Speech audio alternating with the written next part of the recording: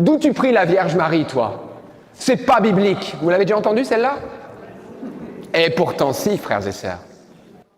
Bienheureuse celle qui a cru en l'accomplissement de tout ce qui lui a été dit de la part du Seigneur. Comment m'est-il donné que vienne à moi la mère de mon Seigneur? Elle était presque à genoux, Élisabeth. À peine tu as parlé que le Saint-Esprit est venu sur moi et mon enfant a tressailli d'allégresse en mon sein. Mais qui est cette femme si grande, alors que sa seule parole permet que cette Élisabeth soit saisie de l'onction et prophétise? Vienne la mère de mon Seigneur, au point que même le micro se tait. Mais vous comprenez, frères et sœurs? Oui, Marie déclarera de sa propre bouche: toutes les générations me diront bienheureuse. Toutes les générations.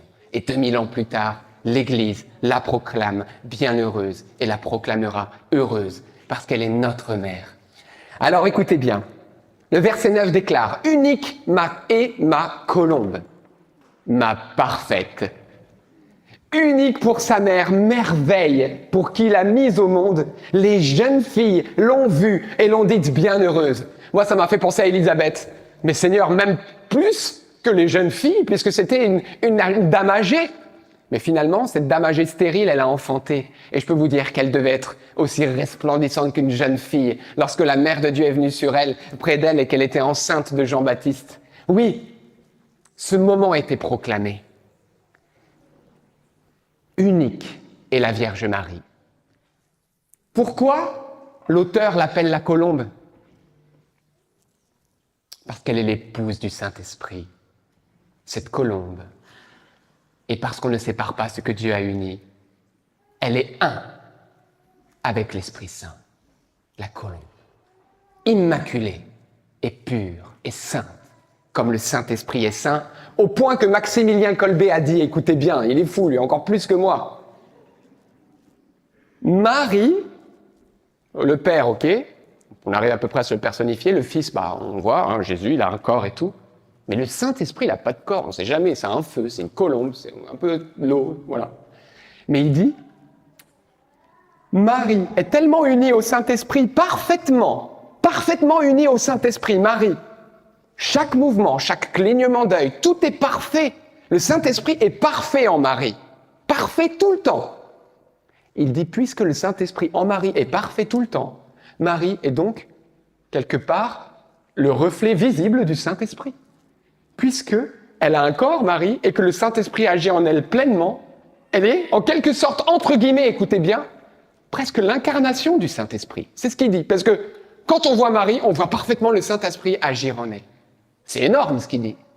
Alors elle peut être appelée ma colombe. Waouh! Merveille pour qui l'a mise au monde, et je pense que Anne, elle n'a pas toute l'éternité pour le dire. Écoutez le verset 10. Qui donc est celle qui surgit, semblable à l'aurore, belle autant que la lune, brillante comme le soleil et terrible comme des bataillons? J'aime trop ce verset. Je me suis fondé sur ce verset. On a même fait un chant de ce verset. Parce que là, c'est la vocation de la Vierge Marie. Qui est celle qui surgit comme l'aurore? Elle n'est pas le soleil, qui est le Christ. Mais on a vu Marie, l'aurore. Et peu de temps après, qui est arrivé? Jésus, puisque c'est par elle qu'il est venu. Elle est l'aurore du salut. Lorsque vous flairez la présence de la Vierge, le Christ arrive. Vous avez déjà vu l'aurore sans que le soleil arrive? Qui a vu ça? Vous avez pu séparer l'aurore du soleil? C'est impossible. Marie. Mon cœur bouillonne. Je sens le Saint-Esprit. Je pense que le ciel va être trop content. Mais c'est sa fête, c'est quand même bien de parler d'elle. Il faut être catholique un petit peu. Elle est trop... Qui est celle qui surgit comme l'aurore? Belle comme la...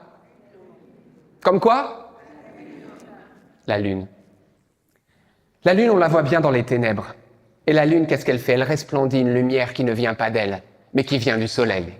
C'est-à-dire que Marie n'est pas la lumière, mais elle transparaît pleinement la lumière. Et d'autant plus, la lune a un rôle dans les ténèbres. d'autant plus Marie est envoyée pour ce temps ténébreux, pour nous éclairer de la lumière du Fils de Dieu. Dans les ténèbres de ta vie, lorsque tu ne vois plus Dieu, lorsque tes péchés te séparent de Dieu, que tu es peut-être en état de péché mortel aujourd'hui, peut-être que tu souffres à cause de l'adultère, peut-être que tu as tué, peut-être que tu as médit, peut-être que tu es dans la haine, peut-être que tu as été tellement blessé que tu t'es révolté contre Dieu, peut-être que tu as pactisé avec l'ennemi, peut-être que tu as vécu toutes sortes de mauvais traitements où tu en as fait subir aux autres et tu te sens séparé de Dieu. Eh bien, j'ai une bonne nouvelle pour toi. Elle vient te chercher et il ne peut rien lui refuser. Aujourd'hui, Jésus veut se réconcilier avec toi, ou plutôt toi avec lui, parce que lui, le Seigneur, a toujours les bras ouverts pour toi. Ne quitte pas cette église sans te confesser. On n'a pas beaucoup de prêtres. Père Ratti, c'est caché. Déjà un en moins, Père. Je suis désolé, vous êtes tous seuls pour tous. Mais si ça fait très longtemps et que tu sens que tu n'es plus en communion avec Dieu, ne sors pas de cette église sans déposer tes péchés et les regretter amèrement, parce que Jésus va te donner une vie nouvelle. Et je peux te dire que le degré de sainteté au ciel ne dépend pas de la perfection de ta course seulement sur terre. Plus tu accueilleras la miséricorde et plus tu seras saint au ciel. C'est-à-dire que des très grands pécheurs sont devenus même des plus grands saints que certains qui avaient moins péché. Donc là, il y a une folie de Dieu, mais c'est pour te dire que rien ne t'arrête. Jette-toi dans ses bras, demande-lui pardon, il te pardonne. La lune, mais elle est resplendissante comme le Immaculée Conception, frères et sœurs. Elle resplendit, elle qui n'est pas le soleil, mais comme le soleil. Pourquoi ? Parce qu'elle est pleine de Dieu, totalement imprégnée de la Trinité. Elle est un reflet parfait de Dieu. Énorme. Et puis j'aime le dernier passage. Redoutable comme des...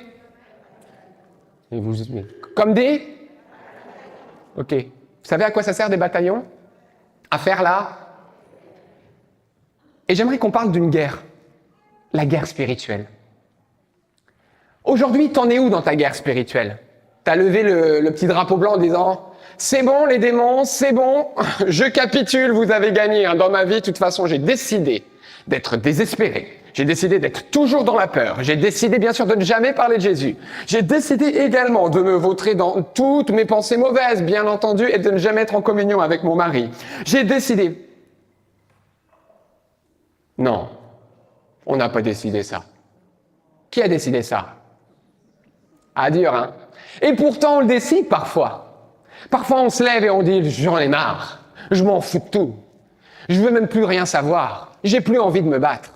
Quand t'as plus envie de te battre, il y a quelqu'un qui est redoutable comme des bataillons à tes côtés, une véritable lionne. Lorsqu'elle ouvre la gueule, les hyènes se disent « bon, par quel côté on part ?» Mais la problématique, c'est que cette lionne ne les laissera pas partir. Elle les détruira, parce qu'elle n'a aucune pitié pour ceux qui touchent à ses enfants. Est-ce que vous avez déjà vu une lionne ? Lorsque l'un de ces lionceaux est sous le regard des hyènes. Regardez pas la vidéo si vous êtes trop jeune. Parce que je peux vous certifier que les hyènes, entre les crocs d'une lionne, c'est une catastrophe. C'est des spaghettis. Enfin, c'est plutôt la bolognaise des spaghettis. Mais vous comprenez ? Elle est redoutable dans ta vie spirituelle. Elle est celle qui écrase de son talon le serpent.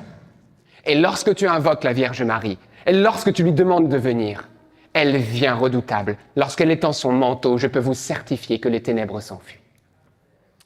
Étends ton manteau, Mère de Lourdes, Immaculée Conception ici. Vous avez vu 2 versets de la Bible ? Et Marie, on a un descriptif incroyable. Vous vous rendez compte de la beauté de la parole de Dieu ? C'est cool, non ? Vous êtes endormis ? Peut-être vous êtes déjà au 7e ciel en contemplant la présence de Dieu. En fait, pourquoi je fais ça ? Parce que j'aimerais que vous compreniez que Dieu veut vous parler aussi dans la Bible. Quand vous allez l'ouvrir, cette Bible, il va vous parler par le Saint-Esprit. J'aimerais qu'on retrouve le goût de la parole de Dieu. J'aimerais qu'on retrouve le goût de la parole de Dieu, nous, catholiques, et pas seulement qu'on vienne une fois le dimanche, qu'on écoute la première lecture, la deuxième lecture, qu'on commence à partir de la deuxième lecture à penser à la dinde qui est dans le four, qui va bientôt arriver. Puis après, le prêtre, il nous lit l'évangile. On est en train de dire, purée, il a déjà fini l'évangile, mais ça parlait de quoi? Et puis après, il fait un sermon, il fait, purée, il a dépassé les 7 minutes obligatoires. Et puis après, on arrive à l'Eucharistie, on l'a encore entendu, et après, on finit la messe, et puis on dit, c'est sympa ce qu'il a dit, le prêtre. Ouais, c'est vrai. Mais tu te souviens quand même? Non. Attends, mais c'est quoi déjà la première lecture? Hein? Mais, en fait, on a fait quoi aujourd'hui? Non, ok, mais vous voyez ça? Le premier, je l'ai vécu et je le vis, frères et sœurs. Je vous dis quelque chose qui est en fait une caricature, ok? Mais quand même, il y a un peu de vrai. Vous n'êtes pas d'accord? Mais si notre relation à la parole, c'est que ça, mais comment on va être des chrétiens solides? Puisque la parole de Dieu nous échappe. Elle est le roc de notre vie. Amen?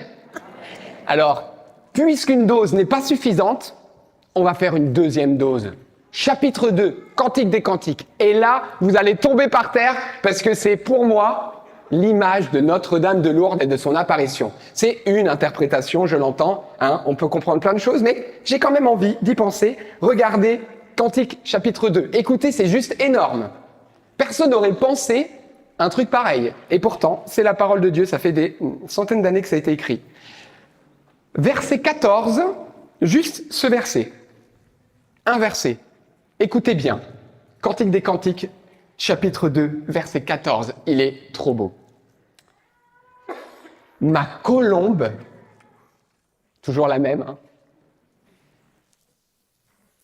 cachée au creux du rocher, dans les retraites escarpées, que je vois ton visage, que j'entende ta voix, car ta voix est douce et ton visage charmant. Bernadette, elle voit cette colombe, qui va d'ailleurs lui dire Immaculée Conception, donc ça veut dire parfaite, comme une colombe. Donc, c'est le lieu de la révélation de l'Immaculée Conception, c'est que Marie est sans péché, c'est pas rien. Donc la colombe, cachée au creux du... À Lourdes, elle était sous... Et qu'est-ce qu'elle a fait, Marie? Elle a montré son... Elle a fait entendre ça parce que son visage est... Et sa voix est... C'est trop mignon.